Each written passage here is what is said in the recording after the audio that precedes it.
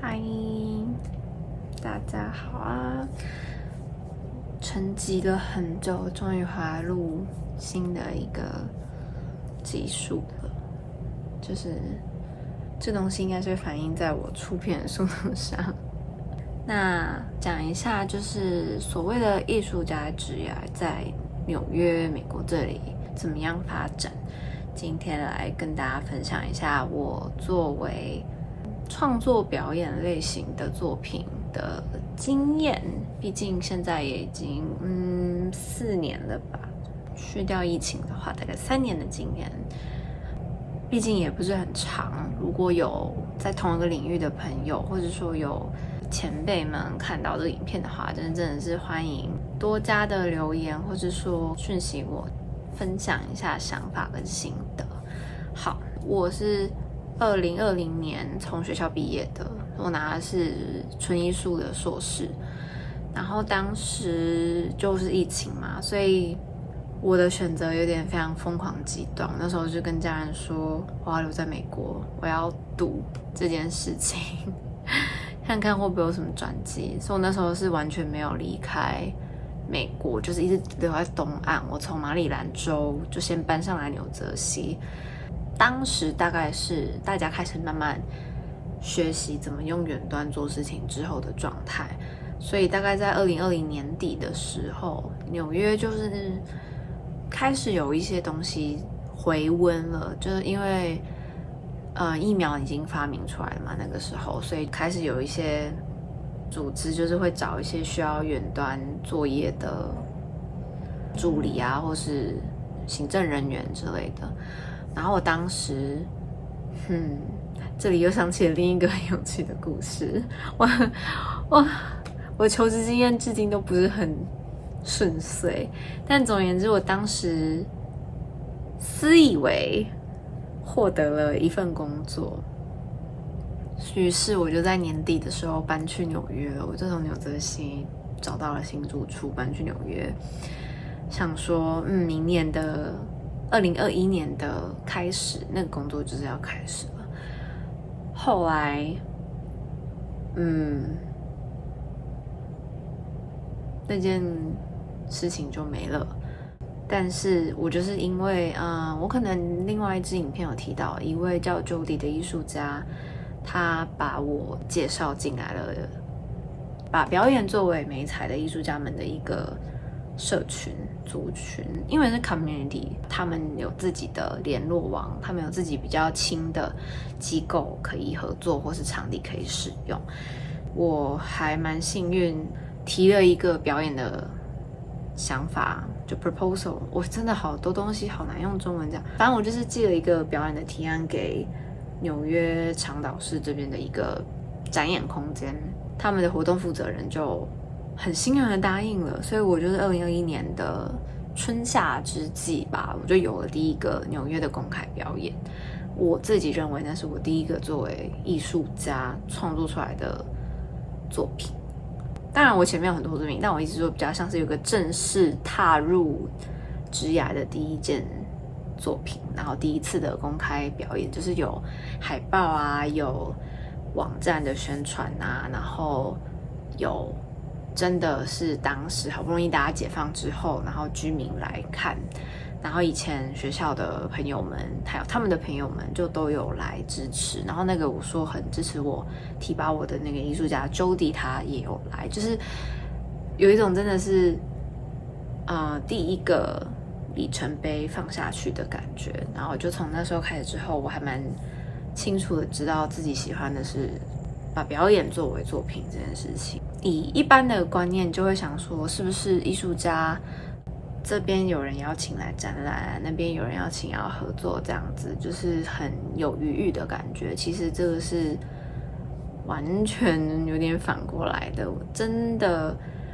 很从草根，或者说从新兴时期慢慢做起来的，像我们这种比较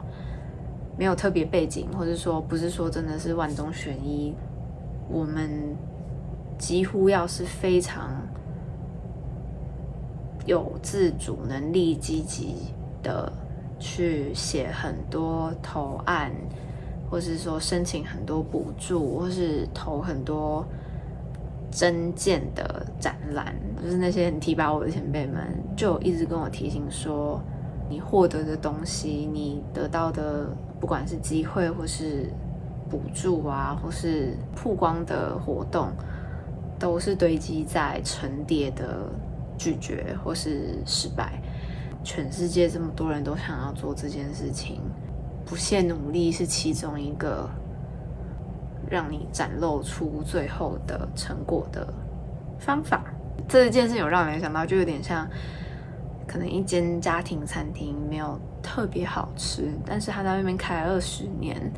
就很自然可能变那个社区的特色老店，它就是那个味道，但是不一定是好吃，可是可能50年后它就变成所谓的好吃的标准，就有点像这样。我之前在学校的教授会说，他说你可能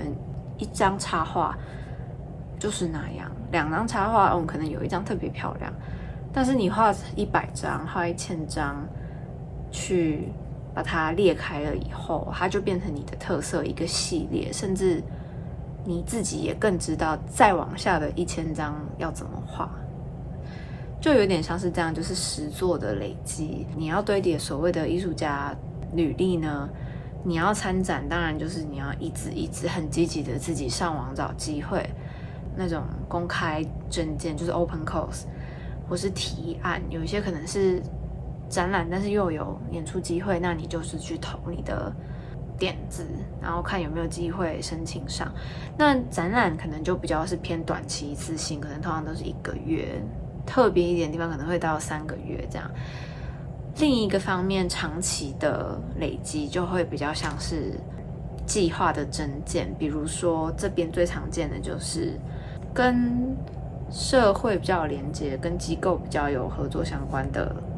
计划，这种可能都是1年的艺术家驻村 artist residency， 有一些可能是更有编排好的内容，还有它的目标，那一种可能会变成是 fellowship， 因为 fellowship 的中文是什么？奖助金、奖学金，就是差异是在于 fellowship 比较像你其实是这个机构某种程度上的员工了，他想要你来用你的专业可能去帮他工作，他可能会有很多他的要求或是他的目标或期待，这种通常就是很稳定的给薪水。那 artist residency 通常可能就是1个月，然后通常至多也是3个月，就有点像是说你就是提一个你想做的作品，一个大一点的案件。因为有一些 residency， 这个以后也可以聊聊。哇，大家要记得我可以聊的东西蛮多的。就是 residency 有一些是很开放式的，就是它没有要求你要做什么，有一些是也会像 fellowship 那样要求一些可能不是你要为他做工作，但是他可能会希望说，比如说我们是环保机构，我们想要一个艺术家驻村，跟我们一起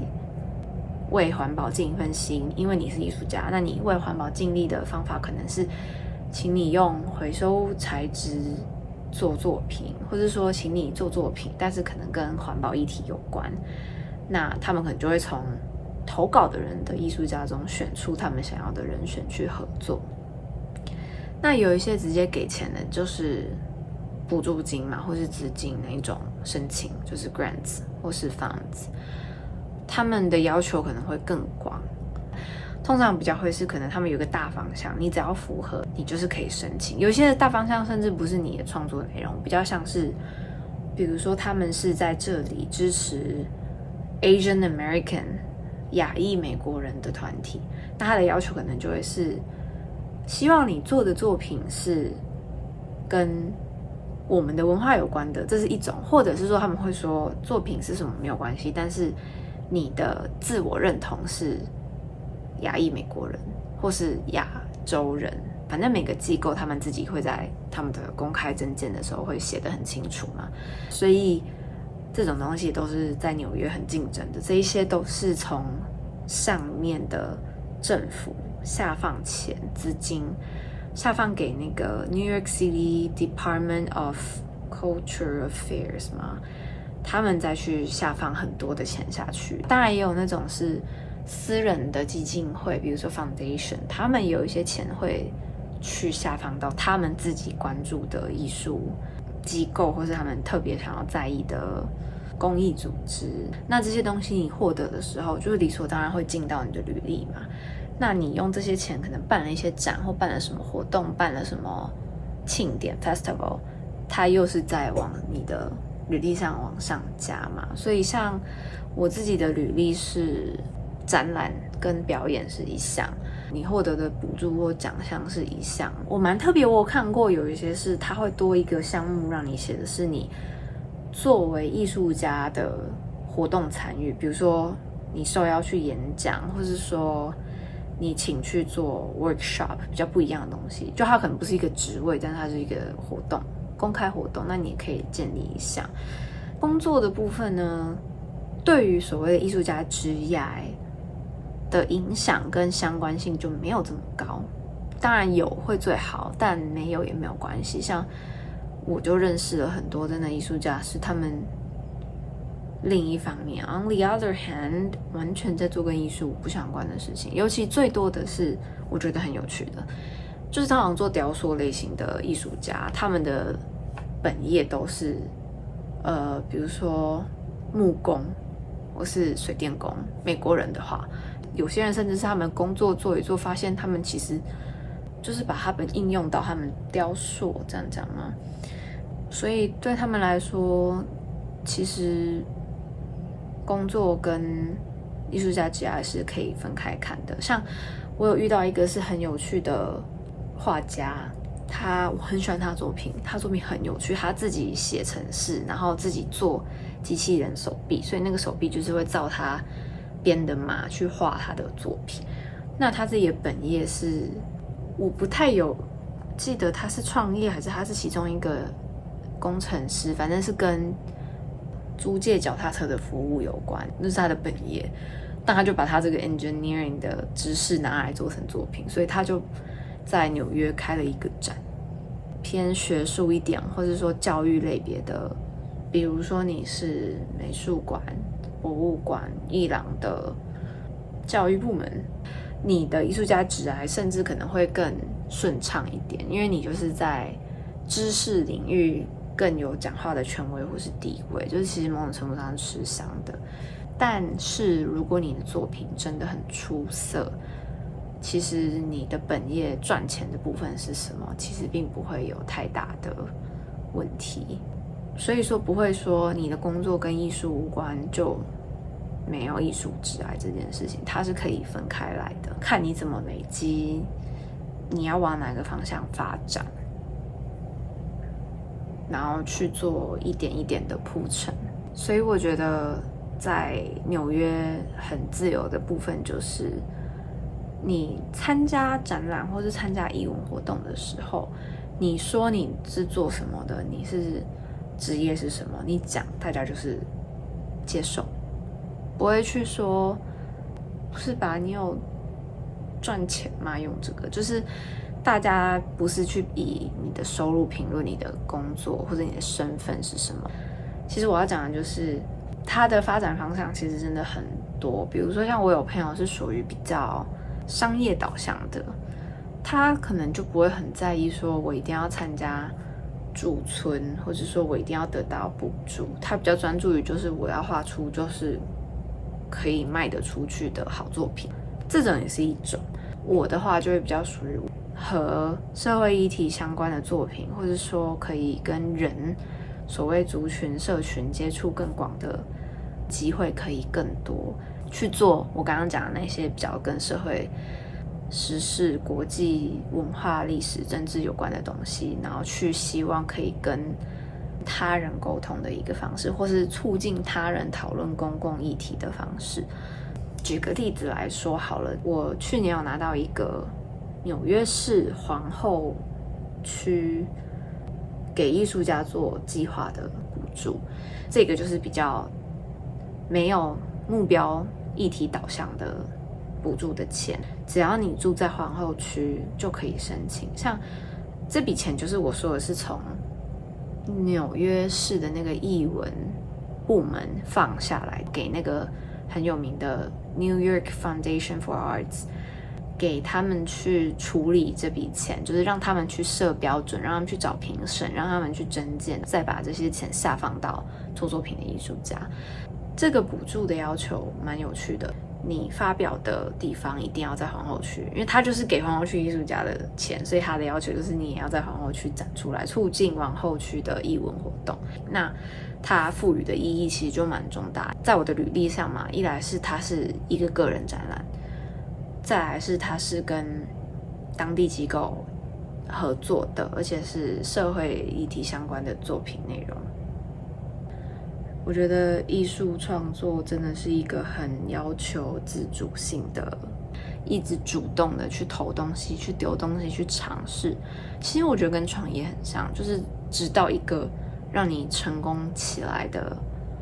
一个方向，自己那个个体要很知道自己想要走的方向，跟努力的你想要付出多少的程度，用各种的尝试找到适合你或是你想要的方向。希望没有太空泛，就希望自己不至于太过没有内容。主要是因为其实我刚刚中间间隔了5分钟，因为我的手机就在刚刚突然说没有容量了，所以我就把一些旧影片先丢到电脑上删一删，然后再来录这段算结尾的部分吧。以上今天这就是作为未来以后有想要来美国从事艺文行业或工作的人的参考咯，就是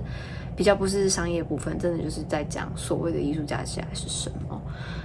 每个人的抱负不一样，所以我觉得自己的感受最真实。